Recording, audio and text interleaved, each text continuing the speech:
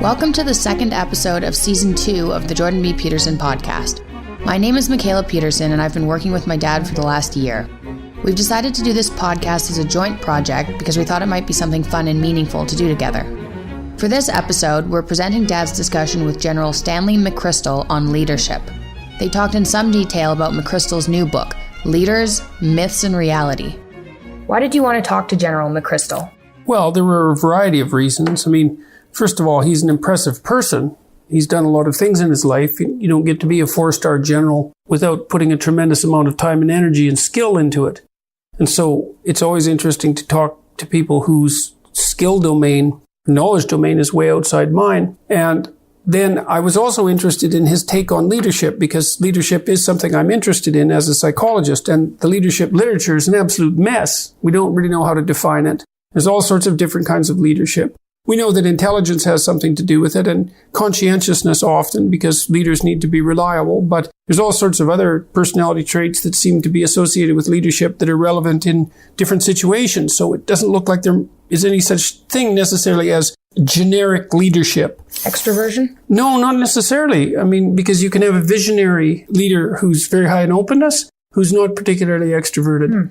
And then it would depend on who they had around them, to help them communicate their message. They need some extroverts around. Well, the extroverts is good to communicate. Yeah. But there's lots of different styles and types of leadership. And so I was interested to find out what he had to say about that and also about his personal experience molding young men in the military and his ideas about what might be done to help young people mature today. And so we discussed all of that.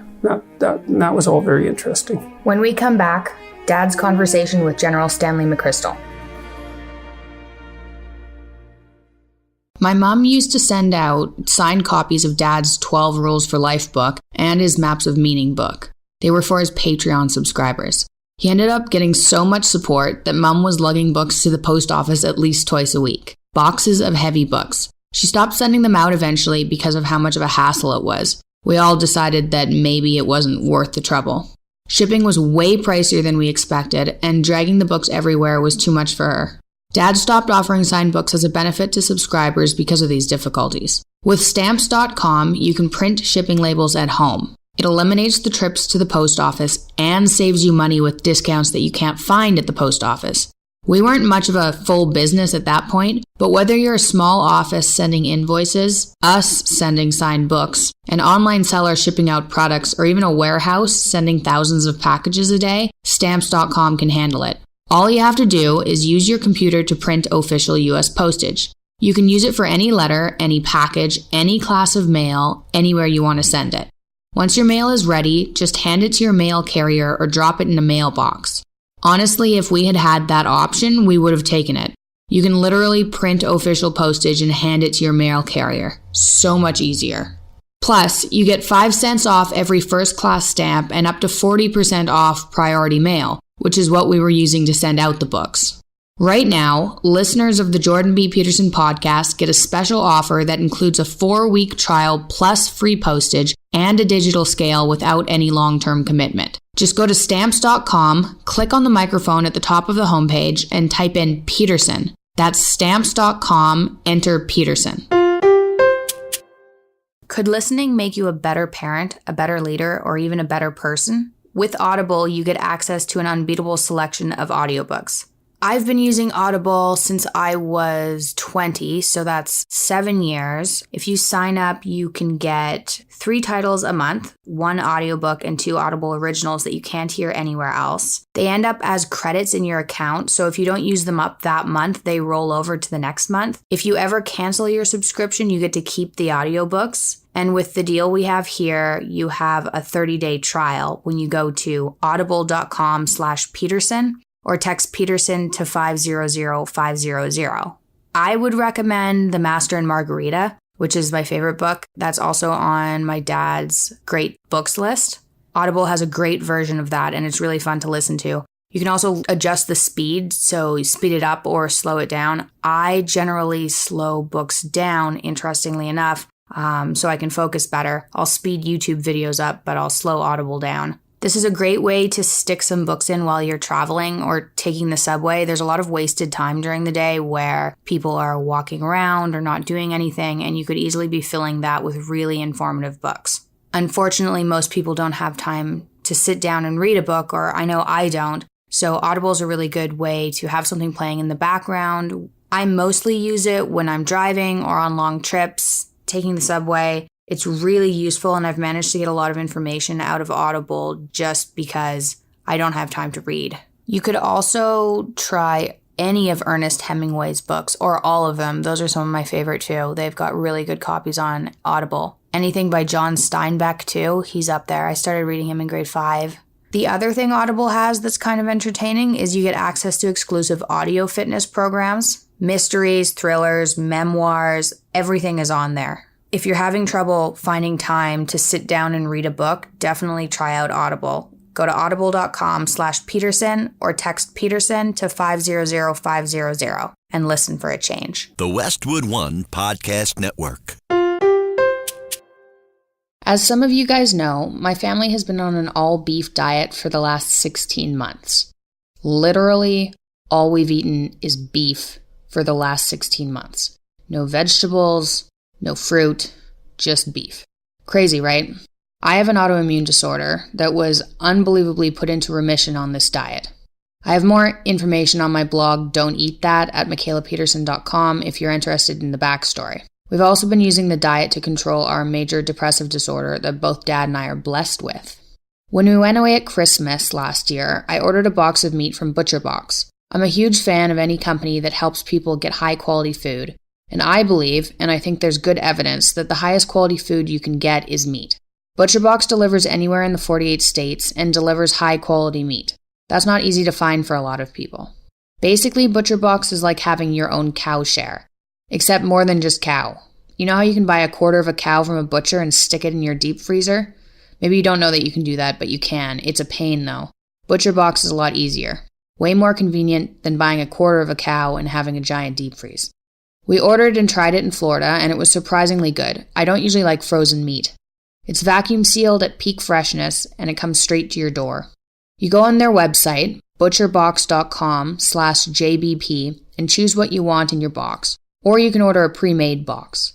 They have wild Alaskan salmon, 100% grass-fed and finished beef, which is obviously my favorite, free-range organic chicken, heritage breed pork, which is old world pork before they bred out all the fat and flavor.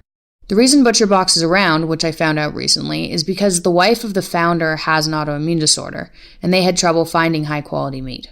He started doing a cow share type thing, and more of his friends got interested, and eventually he started a Kickstarter campaign that gave way to ButcherBox. The deal we have for listeners is a great deal. It's 2 pounds of ground beef free per order for the life of your subscription, plus $20 off your first box, and you can cancel whenever you want, so it's worth a shot just to try out. So for $20 off your first box and 2 pounds of free ground beef in every box for the life of your subscription, go to butcherbox.com/JBP or enter promo code JBP. It's definitely worth a shot. Dad is going to be debating Slavoj Žižek April 19th at 7:30 p.m. EST in Toronto. Tickets sold out at the Sony Center incredibly fast, so we're offering a live stream for the first time. Hopefully it'll go well. We figured people who weren't in Toronto would want a chance to see the debate, plus a lot of Žižek's fans are European, obviously. The debate's called Happiness, Marxism versus Capitalism, and should be extremely interesting. Tickets will be sold at jordanbpeterson.com starting April 1st. Sign up on his blog for his mailing list at jordanbpeterson.com and you'll be notified when tickets are available.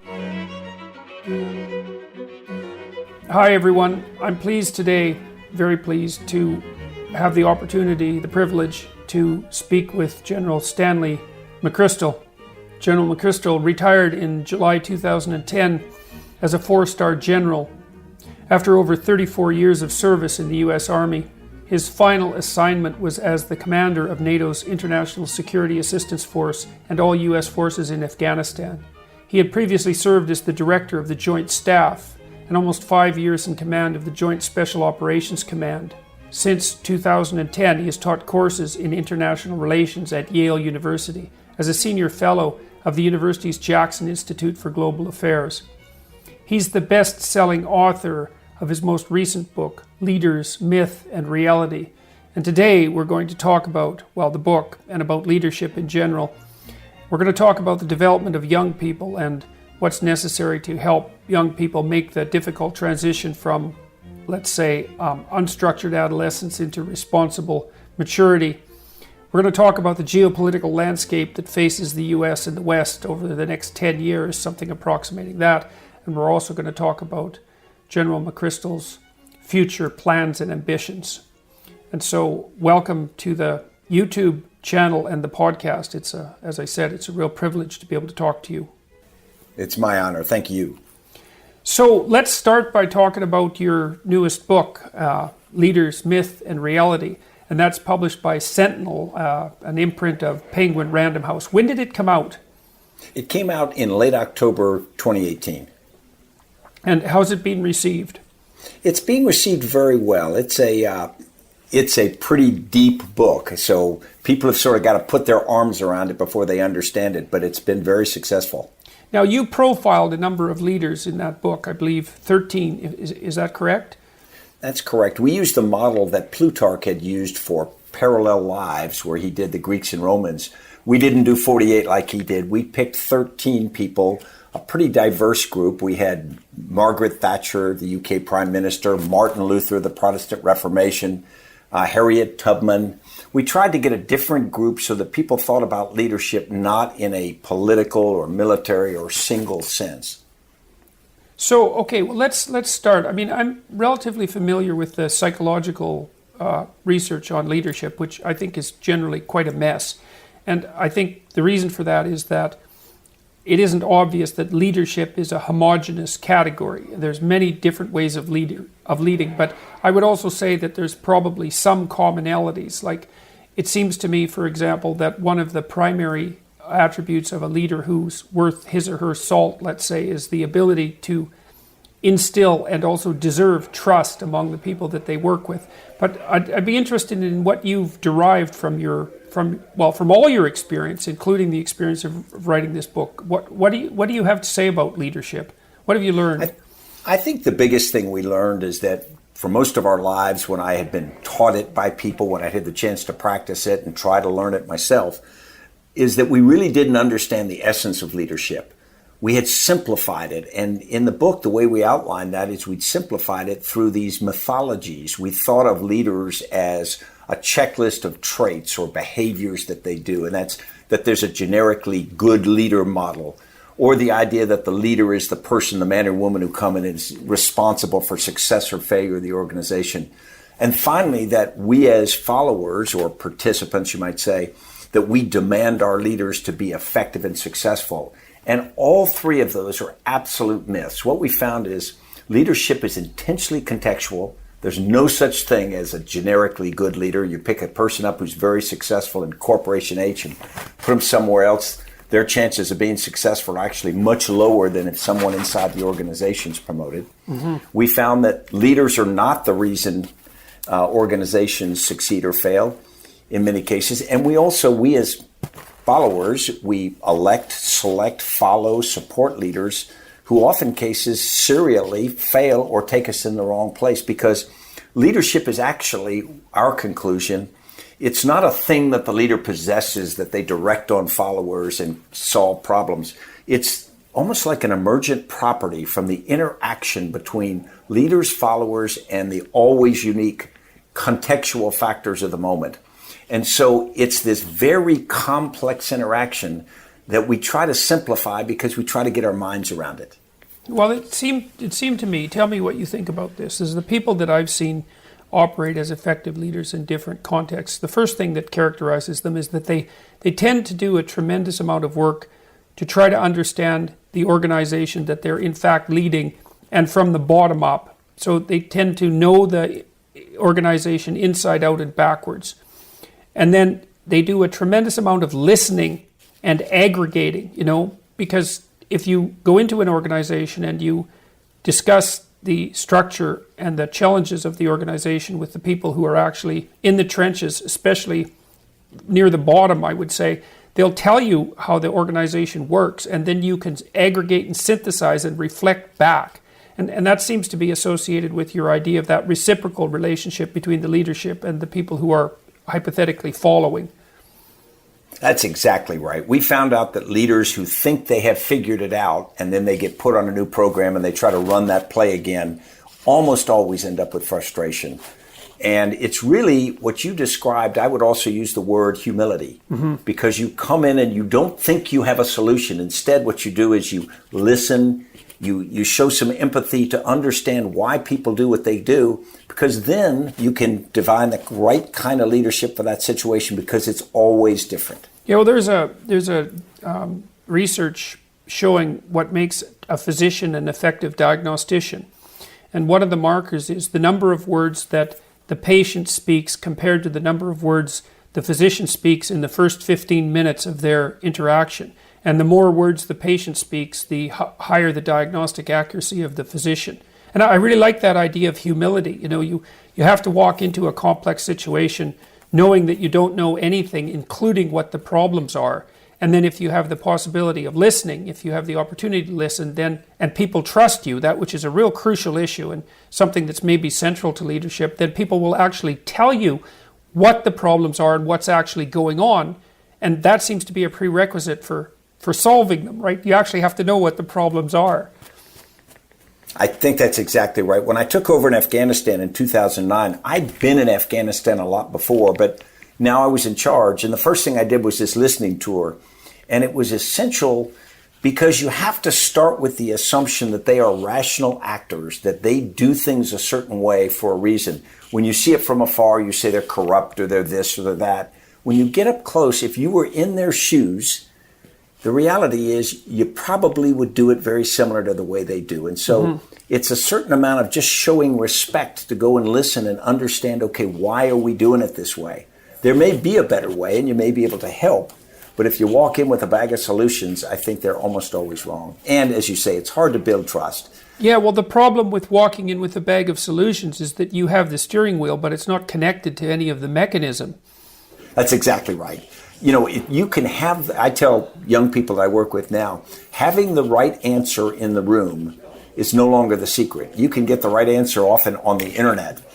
But the reality is it's getting the people in the room to accept the right answer and implement it. Yeah, so that's the next thing that seems absolutely crucial is that, so if you listen and gather information that enables you to lay out the problem set and then to start to formulate possible solutions, then the next issue is to formulate those solutions in a manner that encourages and motivates people to be on board with them instead of resisting them at the multiple levels of the organization. Because that's a big problem too. I've seen this many times in organizations where the leaders will command a particular direction and then the implementation of that is resisted at every single hierarchical strata of the organization, and what you get is the appearance of compliance with none of the reality.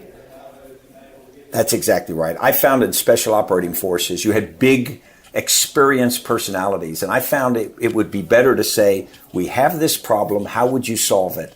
And if they were anywhere close to what I thought was a workable solution, I would accept their solution because it was theirs. They owned it. They would then implement it with a completely different level than if I had told them, here's exactly what I want you to do, this. And the reality is often they had a much better sense of it than I did. Yeah, well, there's a psychological truism there too. Like if you're a clinician, one of the things that clinicians have learned over the last 100 years is that the probability that a client will follow your advice is quite low, but the probability that they will follow their own advice if they formulate it themselves is quite high.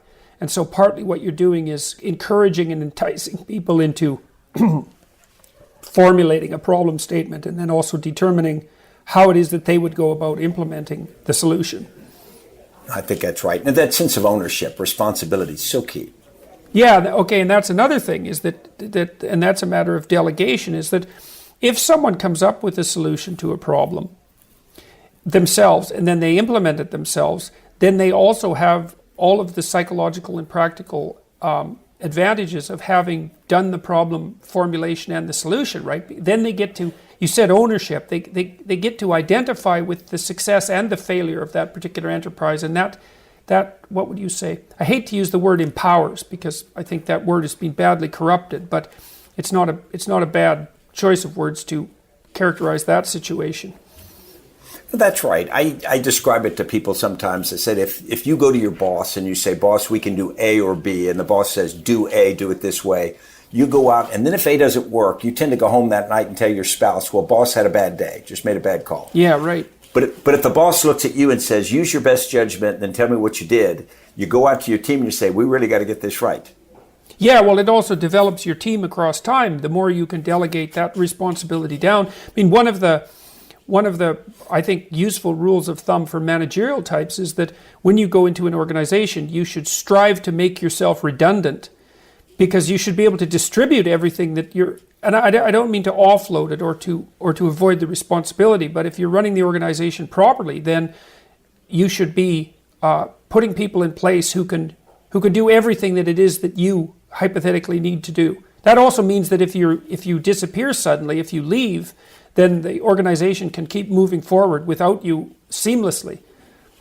That's exactly right. Someone once said the most effective leaders, the group tends to say at the end, we did it all ourselves. Right. Well, then they can step away. So let's walk through the book a little bit. You talked about all 13 people. Why did you pick them, and what did you learn, and what do you reveal about each of them? We don't have to go through all 13, but sure. But we did 6 genres, we called them. One was zealots, and we picked Maximilien de Robespierre of the French Revolution and Abu Musab alZarqawi, who I fought for Al-Qaeda in Iraq.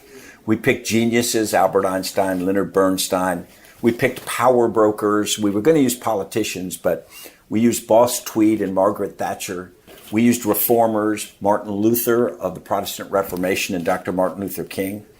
And what we were trying to do was get diversity in sex, gender, nationality, and whatnot, so that we would get a wider thought process on this. We didn't want to follow sort of a tight, people expect a military person to write about military people. We have 13 because obviously 6 pairs doesn't equal 13, because General Robert E. Lee had been my hero growing up.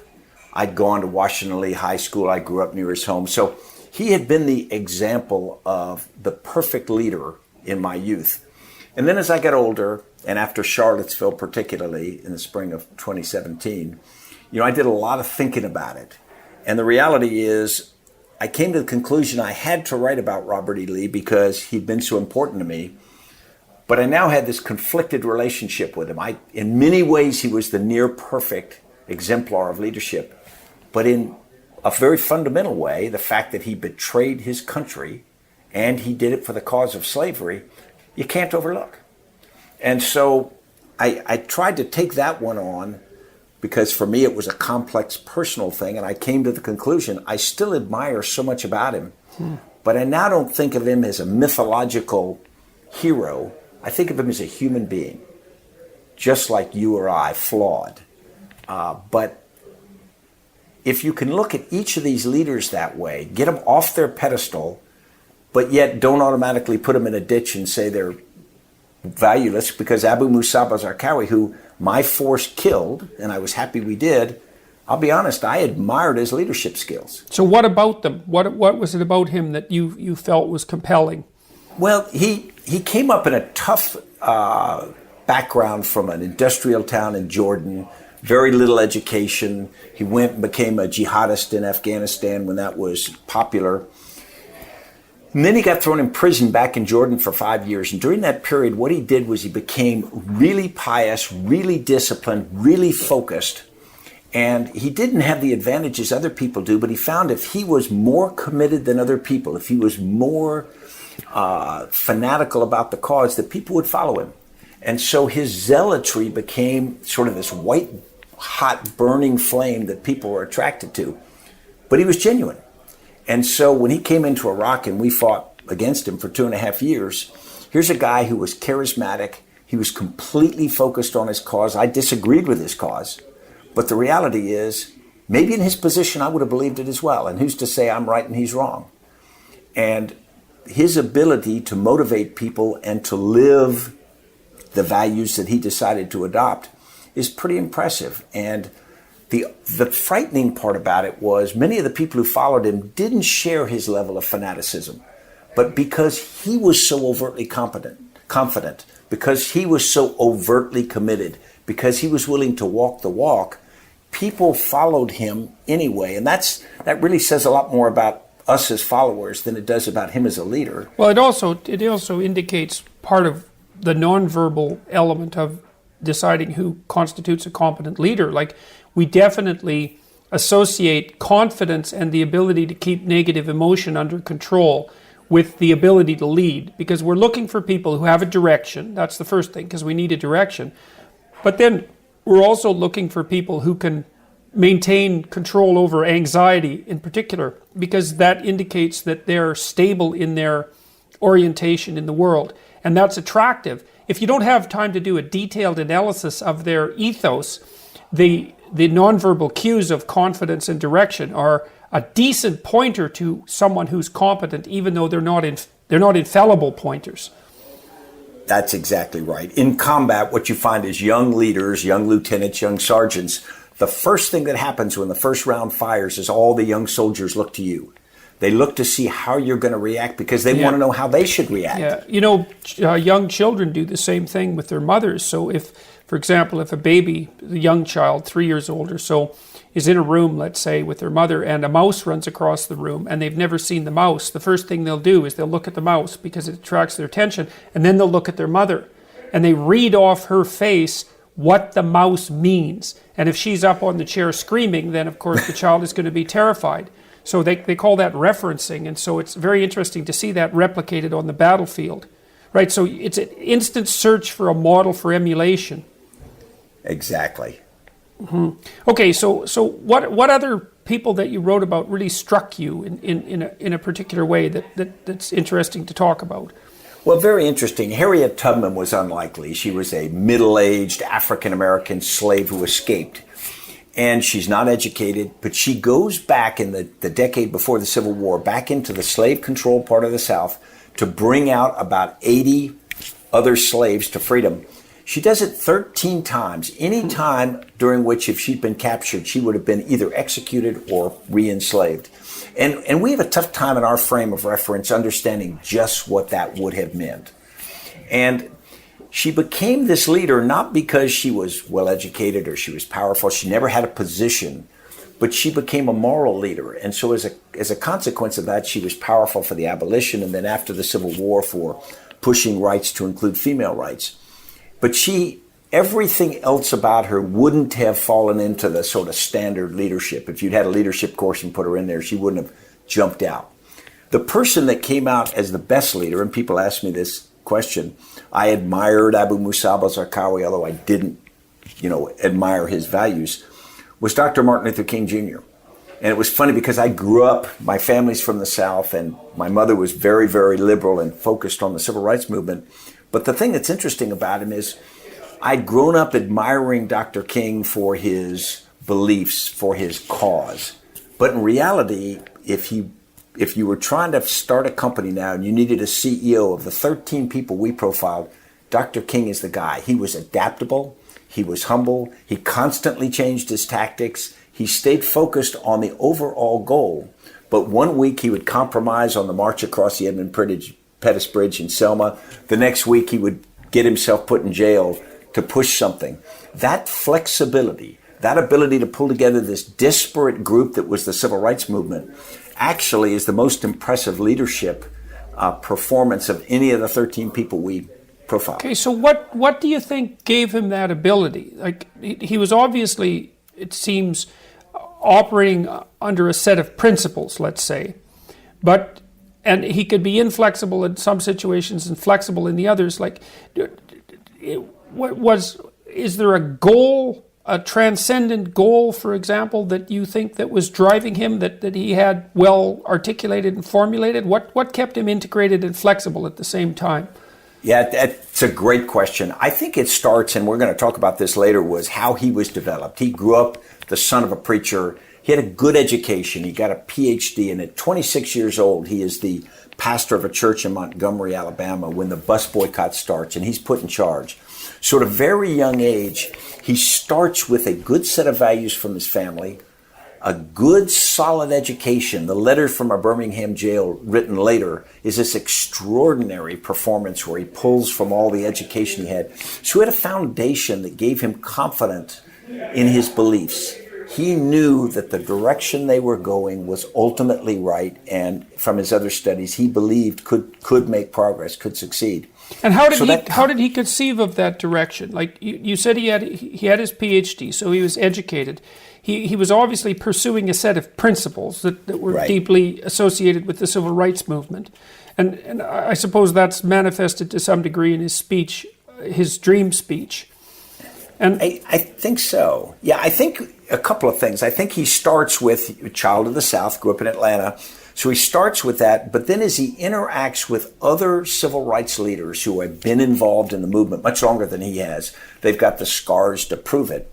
They've also got the political infighting that sort of limits their ability. He steps in younger without that sort of tarnish on him. He can step above that. He takes a leadership role where he points at the far position on the ridgeline. He says, that's where we must go. We must use nonviolence to do that. We must try to unify our cause. And so I think that combination of very solid mooring to values, and I think the education helped in that, a good family, but then also this idea that he would interact and listen to people. He was constantly adjusting based upon what other civil rights leaders were pushing and pulling and on. So I think he had a tremendous amount of mental adaptability without ever giving away the objective. Okay, so one of the things that I thought through recently, I spent a fair bit of time studying the Sermon on the Mount, and it's sort of relevant to Luther King because, of course, of his Christian faith. So I think it's a relevant segue. The advice, maybe you could call it leadership advice, from the Sermon on the Mount is to keep your eye on the prize, right? So the first injunction is to love God with all your heart and all your soul. And so that's to lift your eyes up above the horizon and to focus on some transcendent goal, right? To maintain a relationship with what you regard as of the highest value or divine. And so that's the first thing, is to set your sights properly. And then the next thing is to concentrate on the day, right? Because the troubles of the day are sufficient. But what that does is it gives you it orients you in two ways. It gives you real direction, but it also allows you to concentrate on what's right in front of you and perhaps to make the course corrections that are necessary that are associated with moment-to-moment transformation. And it's interesting that particular sermon uses the day as the proper unit of measure, right? It's well, I know where I'm going, but now I have to figure out how I'm going to implement that in the here and now and make whatever course corrections are necessary. You know, it's interesting. I teach a piece by Admiral James Stockdale in my course at Yale, and it is the World of Epictetus. And what he does is he describes his time in the Hanoi Hilton, and he describes different prisoners and how they responded to the inhumane treatment, the torture. And the issue of a day is because they had to go through that experience literally one day at a time. They could go and they could be tortured, and they would be broken. When you are tortured, you will break, you will talk. And then what happens is you lose your self-respect because you think that, okay, I'm not worthy because I didn't do name, rank, and serial number. But what he found was by being connected to strong values, the eye on the prize, and his prize was loyalty to his nation, loyalty to his faith, loyalty to himself. He kept his eye on that, and every day he would almost, you could call it, recharge his batteries. Return to that. That's right. I've got to go back and keep an eye on it, and it won't always be easy. And I think Dr. King did that, and I think that leaders who are leading or taking themselves through a very difficult journey, it's keeping that because there are disappointments, there are failures, there are frustrations along the way. Okay, so that's interesting. So I hadn't thought about it quite that way before. So you're going to have trouble as you implement your plans, and there's going to be failures and disappointments, and there's also going to be like moral and personal failings on your part, right? And you talked about breaking under torture, which is, of course, exactly what you'd expect. And so your sense was that your sense is that one of the advantages to being associated with these higher order principles is that you can draw on them as a source of strength. It's a well to which you can return, which is a good psychological trope. So maybe that's a good segue into the next thing I wanted to talk to you about. We'll return to your book as well, but it seems to me that there's somewhat of a crisis of maturity, let's say, among young people today. And I'm not blaming them for this. I think it's a consequence of technological transformation and immense cultural confusion. But I'd like to talk to you about what you've seen as necessary to help immature young people mature and become responsible citizens, and what all that means, like why that's advantageous, why it's necessary, and how it can be done, and why we're not doing a particularly good job of it, as far as I can tell. Yeah, I feel very strongly about this, so thanks for bringing it up. I think if we talk about advantages, if we look at you or I and we get to a certain point in life, we can get feeling superior. We say, well, we've been successful because we worked hard or whatever. We started on third base and thought we hit a triple. And we did because I had two parents that I admired who loved me, and they put structure. I was one of 6 kids, and there was structure, and I didn't like all of it at the time. But the reality is they didn't talk about values. They demonstrated values. Mm-hmm. They forced us to live within a certain left and right limit, we would call it.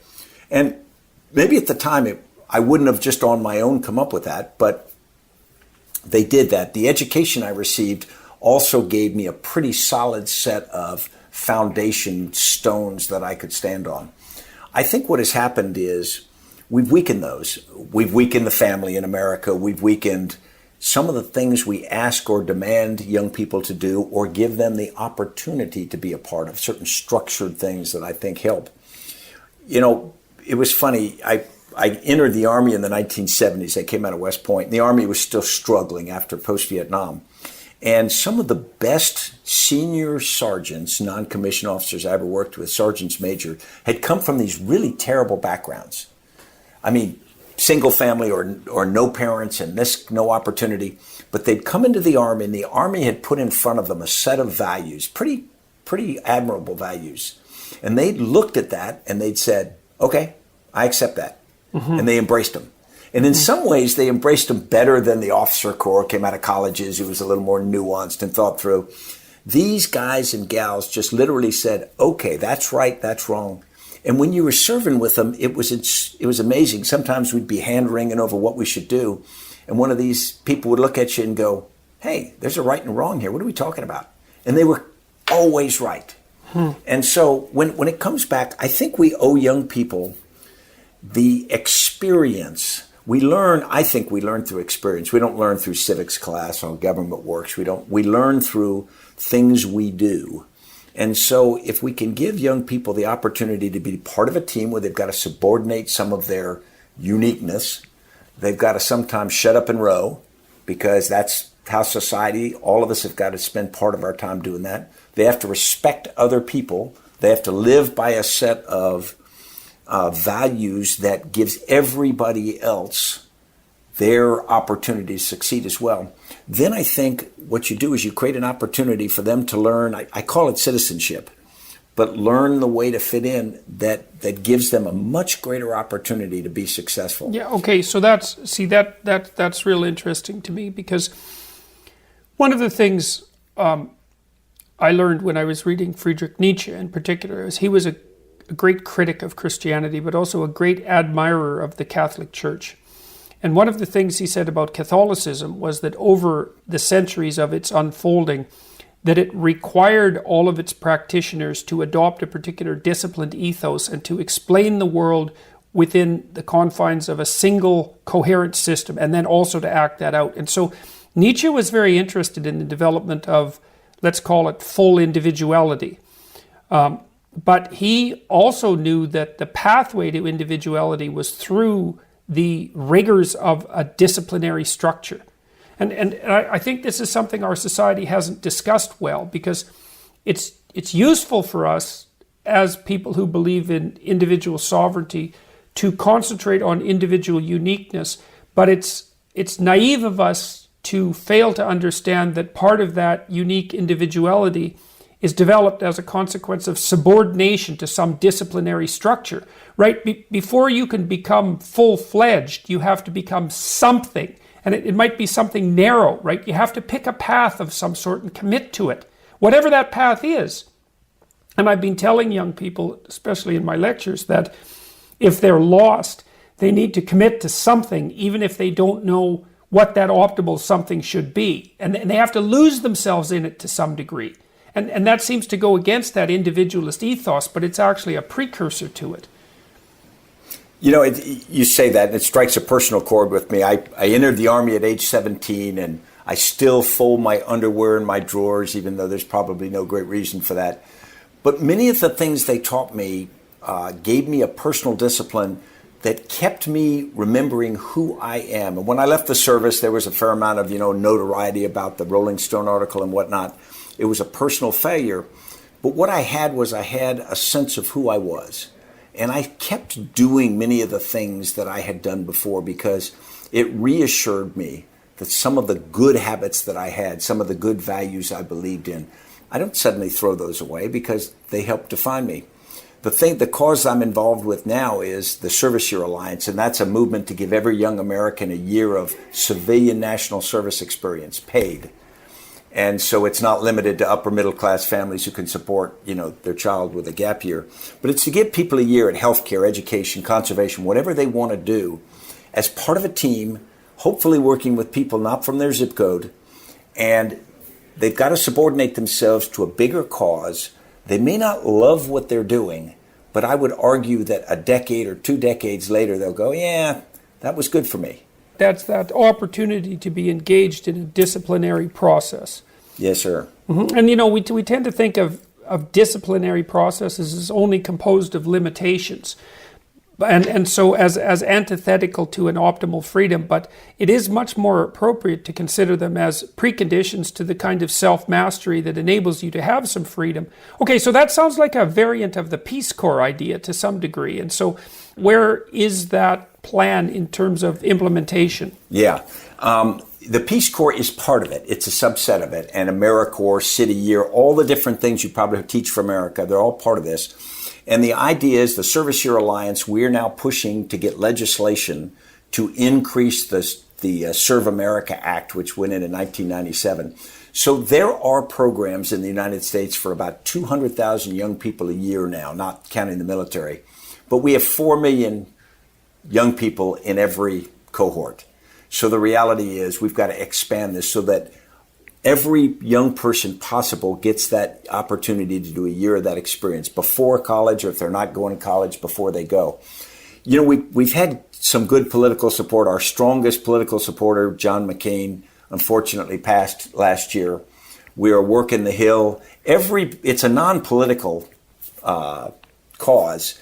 So we're trying to work both sides and let people come together in consensus. But people have been distracted, so we've still got a lot of work to do. But you say it's at the point already where it's being implemented. It is being implemented for about 200,000 young people a year? Yes, sir. And they vote at 3 times the rate of people who don't have a year of service later in their lives. Oh, yeah. So that's okay. So how do young people go about applying for this now and finding out about it? The easiest way is to get on the Service Year Alliance website. Cisco Corporation paid for and created a great platform so young people and their parents can go on. They can literally shop for the kind of experience that would be good for them. They can connect with people who are doing or have done that experience. Parents can get comfortable that their young person will be safe and whatnot.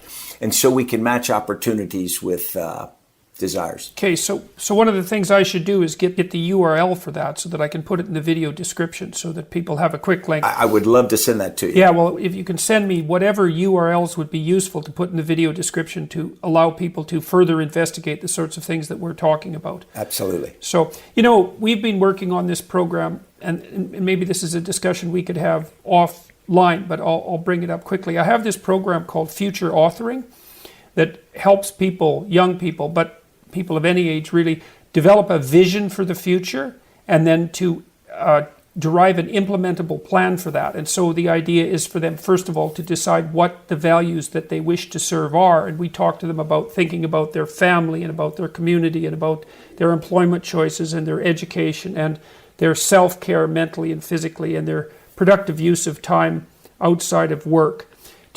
And then ask people to contemplate what their life could be like 3 to 5 years down the road in the future, so that they build themselves a vision of who they could be and what their life could be.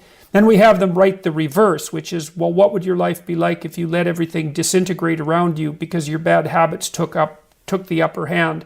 And then we have them write out an implementable plan. And we've got good data from 3 different educational institutes and fairly high numbers showing that just spending even as little as an hour on that increases the probability that kids will stay in university by 35%.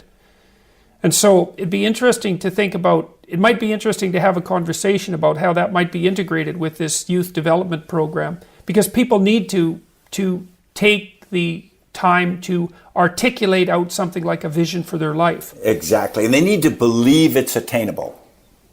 Yes, or they might even just have to believe that even failing in the service of a noble goal constitutes a form of success that's much more desirable than merely doing nothing and staying nihilistic. That's right. I had my course at Yale one year, write their obituary. And they're 20 to 30 years old, and I said, write your obituary, be honest, but also be ambitious. Right. And so how did they respond to that? They were pretty ambitious, but it was interesting because then we said, walk back, okay, here's what you wanted to have done. Are you on the road to doing that? What's it going to demand from you? Are you willing to make the trade-offs or whatever, depending upon what they were trying to do? And exactly. It was thoughtful. Yeah. Well, that's the same sort of thing that we thought about this in some sense as a modified business plan, right? Because there's also evidence, for example, that this is a really interesting line of research. There's evidence, and it's very relevant to leadership. So imagine that you had 2 cohorts of people within your organizational structure, and you wanted to increase their productivity and job satisfaction. And in one, let's say you had 3. One cohort you just left to their own devices. The second cohort you asked to formulate a vision for how they were going to be better employees and to write that down. And the third cohort you said, no, formulate a vision and plan for how you would have a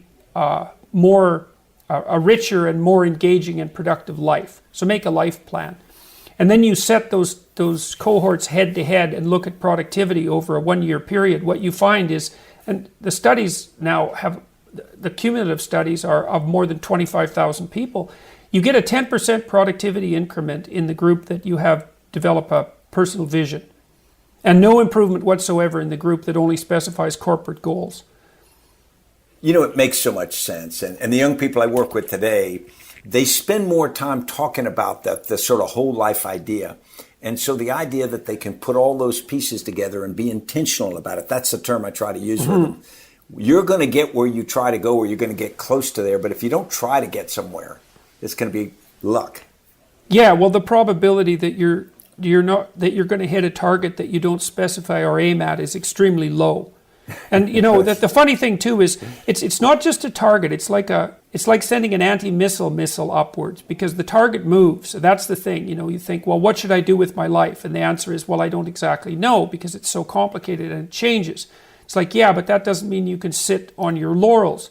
What it means is that you should aim at something and move forward. And as you move forward, you can adjust your aim. And as you move forward, you learn what you need to adjust your aim. So it doesn't really matter if your initial plan is 100% accurate. It's not going to be, but you need that vision. And so, yeah, I love that. That's one of the great things that we found in the book. We profiled Coco Chanel.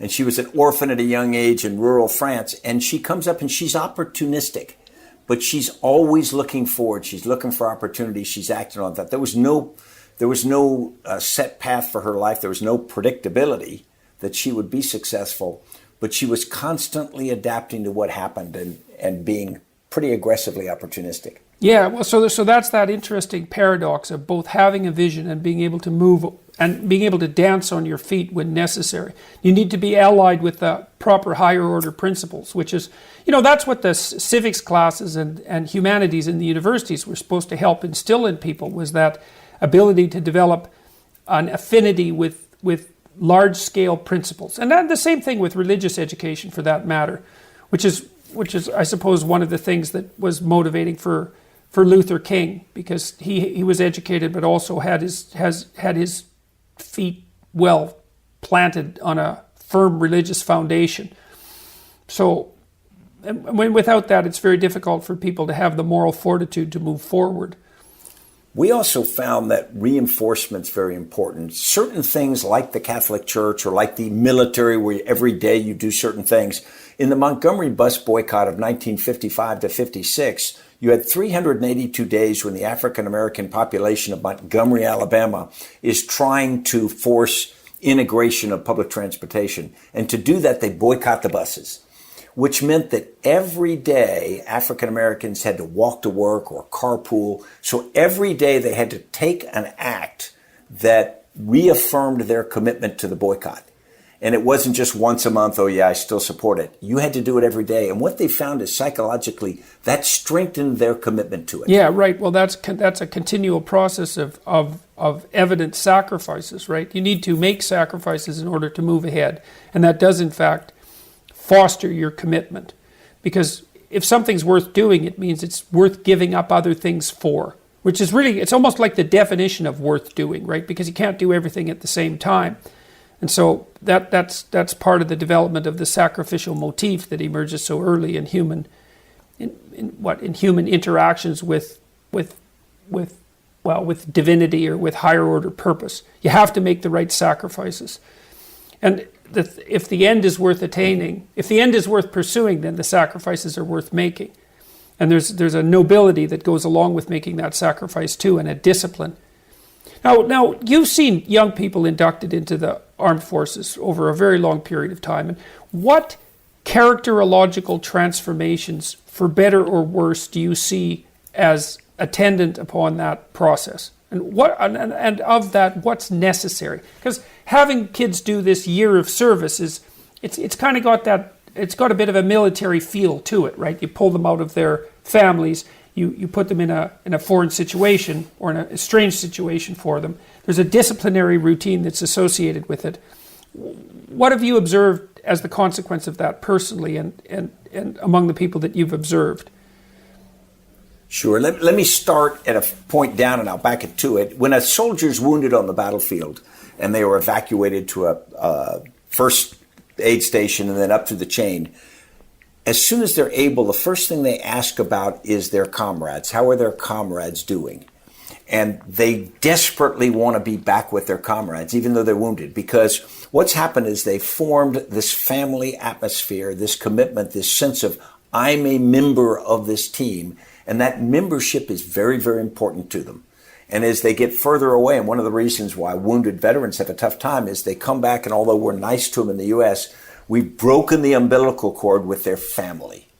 And unless they've got a strong family base back in the U.S., which takes them, and even then it can be challenging. And so what the military does is when you first come in, they call it soldierization. They cut your hair, they change your clothes, they make you go by a rank and a name. They change a lot of overt behaviors because they know that you force behavioral change and attitudinal change comes after that. You start to believe, cognitive dissonance kicks in.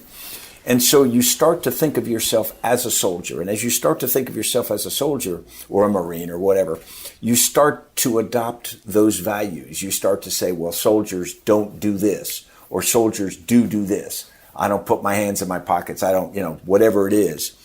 And you start to identify with those behaviors and values, and they become very, very important to you. And so what the military is able to do is pull you into that. Now, they've got to show a purpose to it. I mean, at the very beginning, people go, well, why do I have to have my hair cut? The military's got to show a purpose to it. But as they do, and the purposes of discipline and cleanliness and all the different kinds of things become evident, then people begin to believe in them and they begin to self-identify with those values. One of the hardest things for someone leaving the military is to stop self-identifying as a soldier. You say, well, who are you? I'm a soldier. And that's comforting. It's reaffirming. And it's not just what people think of you, it's how you think of yourself. And so... Yeah, so you have an identity that's personal, and then you share that with people that you've gone through difficult and demanding experiences with. And so it develops you as an individual, but broadens out your commitment past you to those who are immediately around you, and then at a more abstract level to the military structure and then the political structure itself. So it means your identity is ensconced in multiple levels at the same time. And that's very reassuring and also very purposeful. I mean, people absolutely need this. You know, I've been thinking that part of the problem that we have with regards to purposeless right now is it's partly a consequence of overemphasis on the individual and partly a consequence, I would say, of lack of discipline, because the optimized individual is working in a way that's useful for him or her, but also for their family and for their community all simultaneously. And so you can build in the idea of social obligation and citizenship into the idea of optimal individuality. And I don't think that we've articulated that particularly well with our concentration on atomized individuality. I think we've actually made it much, much worse than it should be, because we focus on the rights of the citizen, for example, but we don't really talk about the responsibilities. Yes, that's exactly it. You know, I'll tell you something that's really interesting. So I've gone and talked at about 115 cities over the last year to about 250,000 people. And every single time I talk about the relationship between responsibility and meaning, as opposed to the relationship between rights and meaning, because we've had lots of conversation about rights. Every time I talk about the relationship between responsibility and meaning, the audiences fall dead silent, because that's something that we haven't articulated well over the last 50 years. And I think young people in particular are really dying on the vine because of it, because most of the meaning that you're going to get in your life is a consequence of taking on responsibility. You take a great sense of self-worth when someone says, thank you for serving, thank you for doing something selfless, whatever it is for society. There's this tremendous sense of reinforcement for the person. So we don't do it just for the good for society. We do it because it makes us feel better. And young people who never get that opportunity, they never get thanked for what they do because they've never been asked to do anything. Well, and I think it's very difficult to see yourself as useful to yourself if you don't see yourself as useful to other people, because that's the validation of that sense of utility and worth. Yeah, and that's when we start getting into metrics like money or other things, which are sort of false metrics of success. Okay, so let's ask another question here. So, all right, so you're working hard on this. What did you call it again? I'm sorry, it's a Service Year Alliance. Service Year Alliance, okay, and hopefully that's going to be a bipartisan push. And, yes, sir. And it's something that's akin in some sense to a short apprenticeship. And you're hoping to expand that so that that's available to young people in general. To every young person in America, we'd like to have that realistic opportunity to do a year of paid service. What do you see as the challenges associated with expanding that? And because a year isn't very long either, right? It's something that has to be set up really quickly for people, and they have to be pushed into it or put into it and get off the ground very rapidly. So what are the challenges that stand in your way with regards to developing and expanding this program? The programs that have been good so far, Peace Corps, City Year, AmeriCorps, Teach for America, have all learned through experience. They've got to have a training program at the beginning. They've got to have a very structured system to make sure that the quality of what people do is of value, because if you put people out there and it's a waste of time. Right. So they've learned that you can't just throw something together and then call young people forward and do that, even if you were to have funding. So that's sort of step one. You've got to create the opportunities in a disciplined way. I think a common experience at the beginning of 3 or 4 weeks for every young person to go through some kind of thing where before they go out to their specific service would be very valuable. And I think they'd all talk about it later in life. Remember when we went to Kansas and we all went through this orientation training, they'd laugh about it. Right, a collective but that's experience. Logistics. That's right. That would be a challenge. The biggest thing that's surprising is the demand among young people for this program is huge. In fact, it's about 10 times greater than the number of opportunities we have. The holdup is our generation, my generation. For some reason, we either won't fund it, we won't work on it. because my generation, to be honest, that a good percentage of us didn't serve, a smaller percentage did. So at the dinner table, they don't talk about when they served in the Peace Corps, that when they did this. I mean, some families do, but it's not common. And the professional military is actually weakened a little bit because it tends to be a smaller group. So we don't have that tradition where my uncle, my aunt, my grandfather, grandmother all did that. And so we've got to help bring it back. Well, so it's really interesting that you've got 10 times the applicants, because that implies an applicant pool of about 2 million, which is already about half the population that you are hoping to serve. I don't think we will have a bit of problem with applicants, because I think that will even go up as at the lunch table, if they start talking about where are you going to serve, or as employers say, where did you do your year of national service when you apply? And if you've got this dead silence, or if a young person is running for Congress, gets up on a stage and says, I should be, and someone says, well, where did you serve? And if there's dead silence, then other ambitious young people are going to go up. I got to think about that. And that may be, whatever it takes. So what's the evidence that programs like Peace Corps, for example, or Teach for America, what's the evidence that those programs are all actually having their desired impact? Because like one of the rules for social science investigators is, if they're canny and intelligent, is never assume that your stupid intervention is going to have the positive results that you assume. Yeah. Right? That you are hoping for. You have to measure that. And so when you look at people who've gone through the Peace Corps or Teach for America or similar programs, what's the evidence that the programs are actually producing the results that are hoped for? Yeah, it's a great question. And the first thing is, we do a lot of studies on this, but you have to understand what it is you're trying to get out of it. If you say Teach for America is to make education in America better right now, there's an argument that says no, bringing people in for 2 years of teaching isn't professional teachers, so they're not as good. I would disagree, but there's an argument. If you say conservation, building trails, or healthcare, we can hire people to do it, and it's cheaper. I would argue that's not what we're looking for. What we're looking for in this program is alumni. We're looking for people who come out of the Peace Corps or out of the Teach for America experience. Teach for America alumni tend to go into education at an extraordinary rate. As you know, getting into Teach for America is harder than getting into Yale University. In terms of, it's a small program, it's very elite. And that's not a bad thing, but it means not many people are getting the opportunity to do it. And yet, that's not a cohort that would automatically be involved in education later in life, and yet they are. That experience seems to bring them to it. I mentioned earlier in our discussion that people who have done a year of service vote at 3 times the rate of people who have not. They volunteer at higher rates. So it's the real measure, and getting the right metric for this is hard, is how do you measure better citizens? Yeah, well, you put your finger on something of absolutely crucial importance there, is that if you're going to do an outcome study, you have to make sure you get your metrics right. And that's a deadly difficult thing, because the question is, well, what is it that you're trying to produce? And, what's implied in the way that you formulated your answers is that you're trying to produce citizens. Exactly. Yeah, and it's so interesting, because generally the way that we construe people in our society now isn't as citizens, but as something approximating consumers. That's the most common adjective.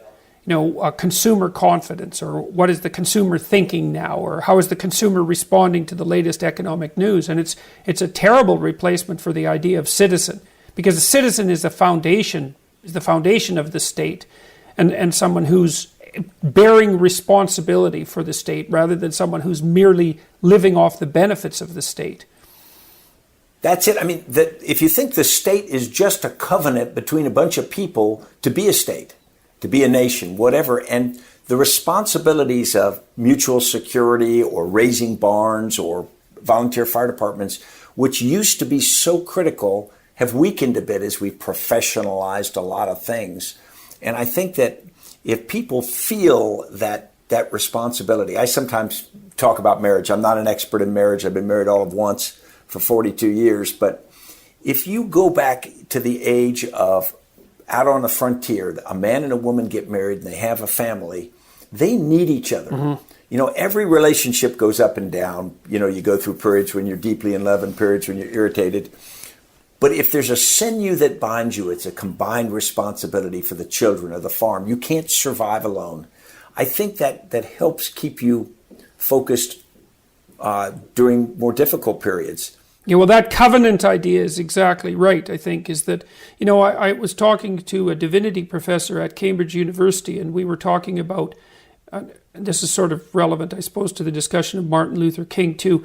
We were talking about the Exodus narrative, which, of course, was used as a what would you call it, a metaphorical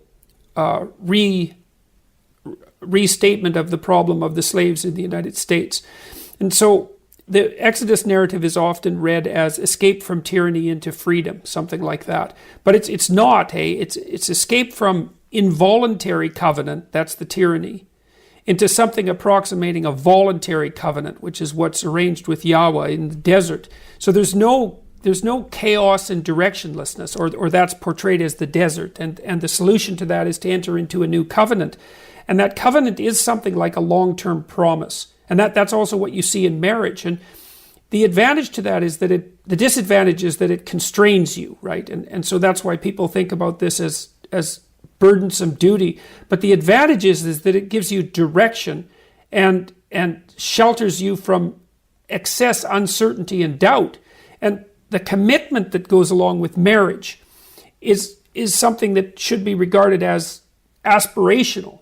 It's right. Look, we know this is going to be difficult, and we know that this is limiting your possibilities, like limiting your possibilities of mate choice down to one person. But you commit yourself to it, and in that commitment and that adoption of that covenantal arrangement, that's where you find the meaning that's associated with responsibility.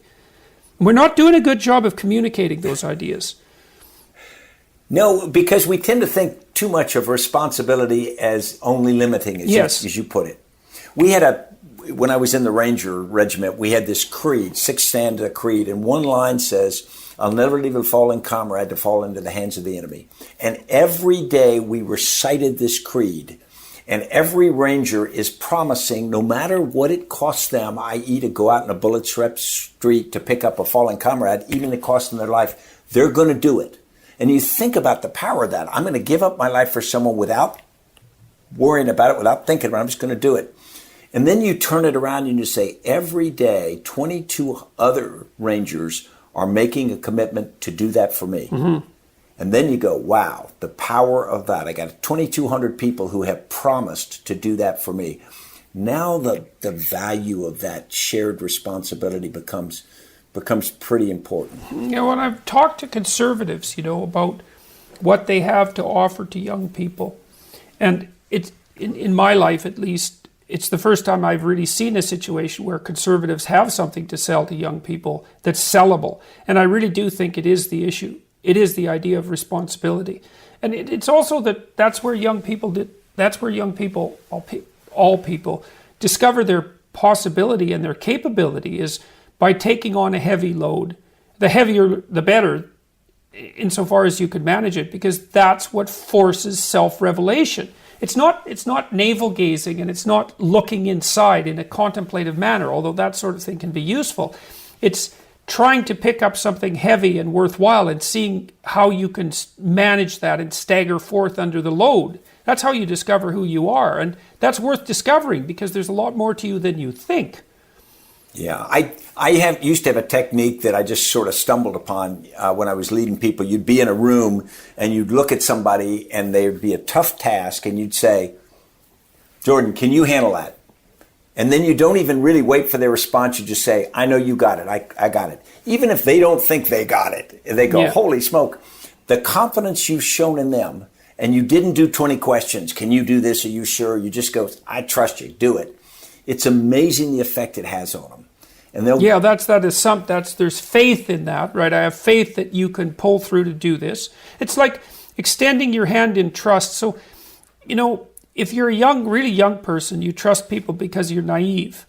And then you get burned and you get betrayed and you get cynical and you think, well, I shouldn't trust people, but that's no good because then you can't trust people and you can't work with them. And so then maybe you go beyond that cynicism and you start to extend trust as a manifestation of courage. It's like, I'm going to interact with you. I'm going to give you an opportunity or a responsibility, and I'm going to trust that the best in you is going to respond to that. And then that's an invitation for that part of the person to come forward. And it really works. And I do think that that's a key element of leadership, is to take the risk of manifesting that trust. Absolutely. It takes a little courage, but it is the most important thing, I think. Yeah, well, it seems that way because it calls forth, if there's some best to be called forth from a person, that's the right way to do it. Yeah, there usually is. There are a few people who test the hypothesis, but for the most part, there is. Yeah, that's right. So that's right. In the vast majority of situations, there isn't a more effective process.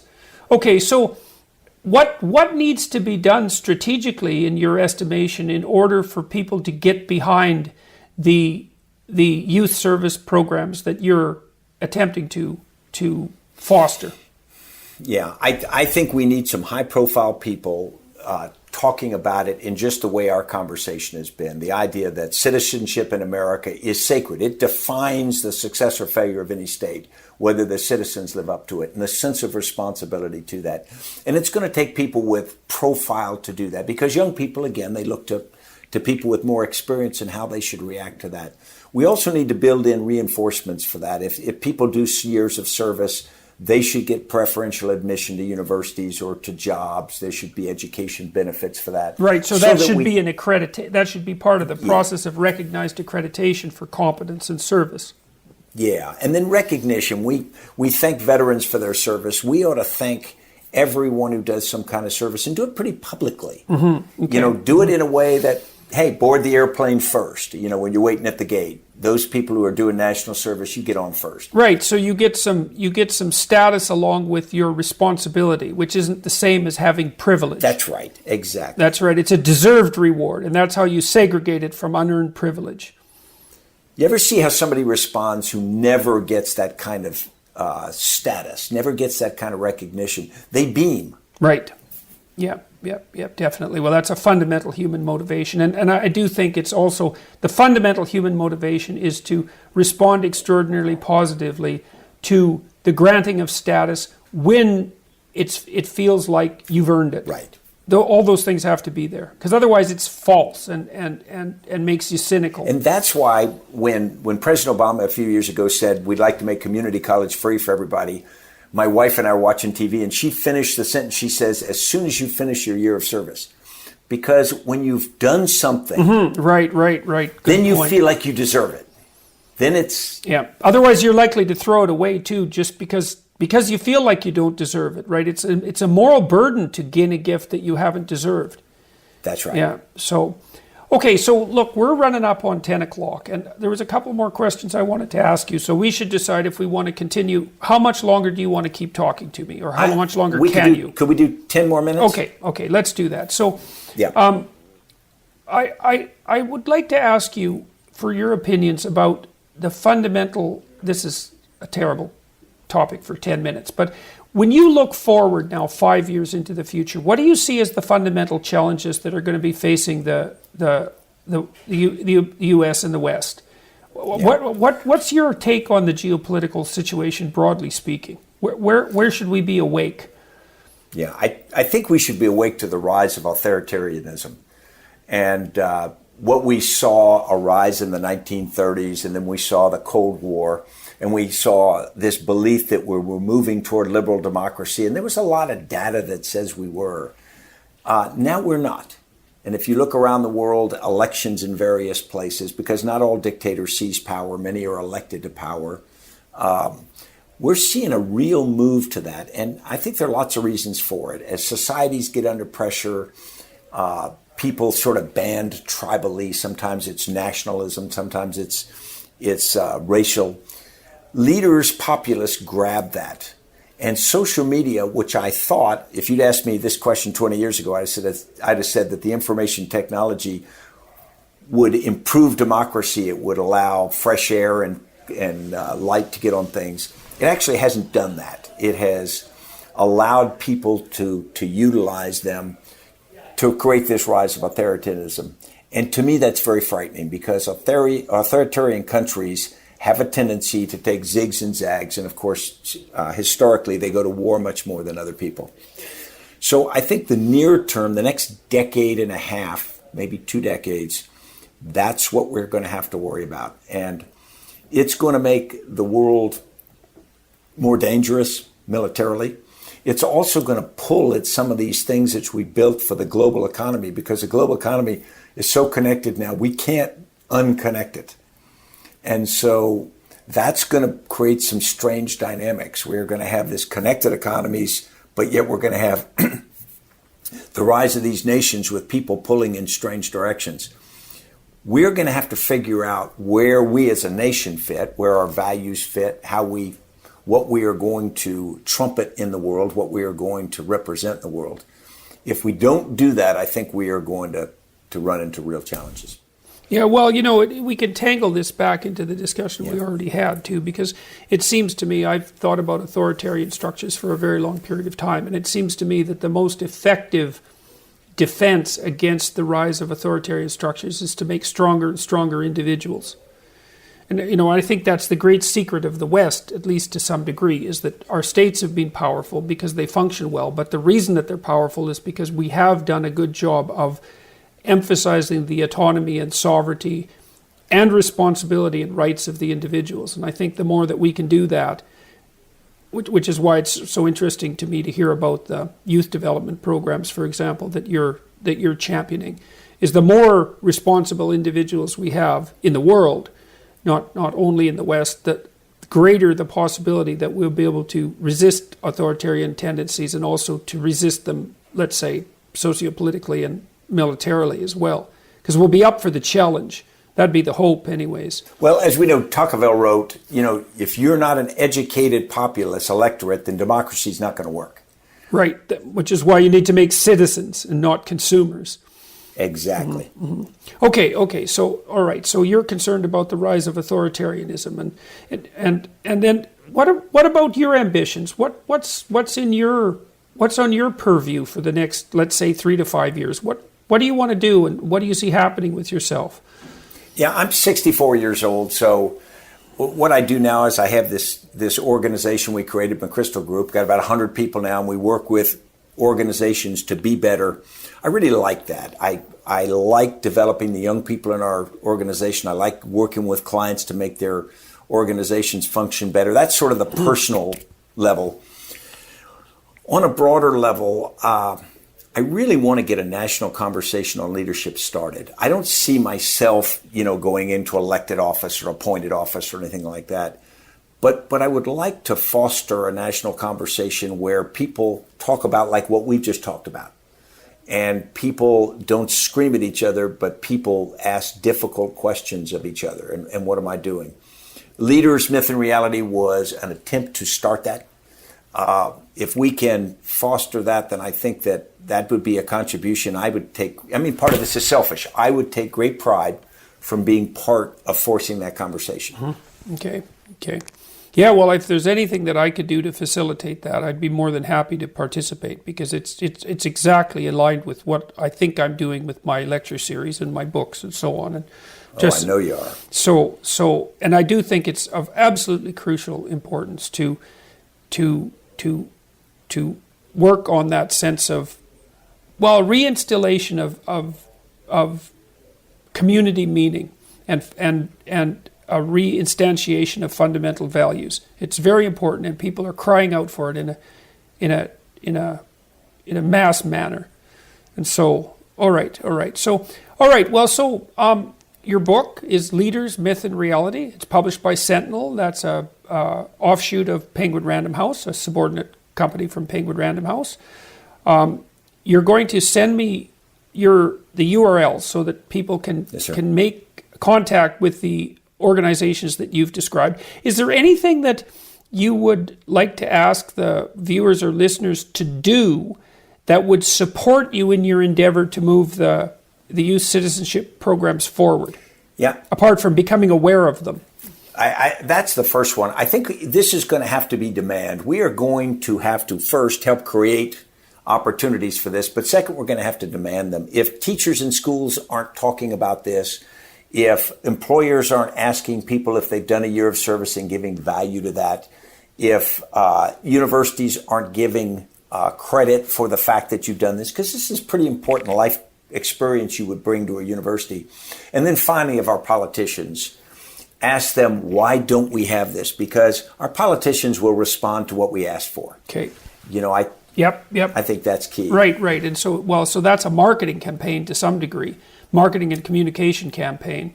So that's correct. All right. Well, look, it was a great pleasure and privilege speaking with you, and I'd encourage people who are watching and listening to pick up your book, Leaders, Myth, and Reality, and to start thinking about and participating in this conversation, to start thinking about the sort of future that we want to craft collectively and individually, so that we can do things properly over the next 10 years and keep things oriented in the manner that thoughtful and wise people might want them to be oriented. Thanks very much for agreeing to speak with me, and I hope we get a chance to talk again in the future. I look forward to it. I really appreciate you having me on, and I really enjoyed hearing your thoughts. Good to see you. Thank you, sir. Bye-bye. Take care. Consider picking up General McChrystal's book, Leaders, Myths, and Reality, and Dad's book, 12 Rules for Life, An Antidote to Chaos. These are both widely available for sale in text, ebook, and audiobook format wherever you buy books.